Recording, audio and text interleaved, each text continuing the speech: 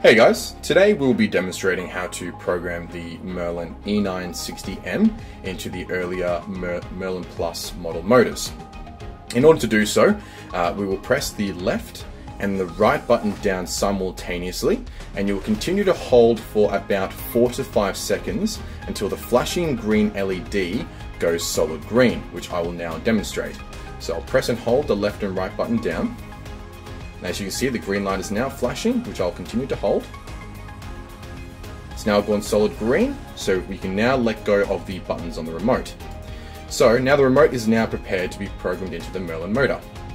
So you'll head over to your Merlin motor, you'll press and release the learn button on the motor, and on the remote you'll press the desired button to program once, and in some instances you may need to press it twice. And what you're looking for is the motor to be receiving the signal, which will normally indicate when an LED on the motor control panel will flash. Once you see that, you'll need to lock in the code on the remote by pressing a separate button. In this instance, I will press the bottom button. And as you can see, the LED has now gone out, which indicates that the remote has now locked in the programming, which is now ready to operate your Merlin door.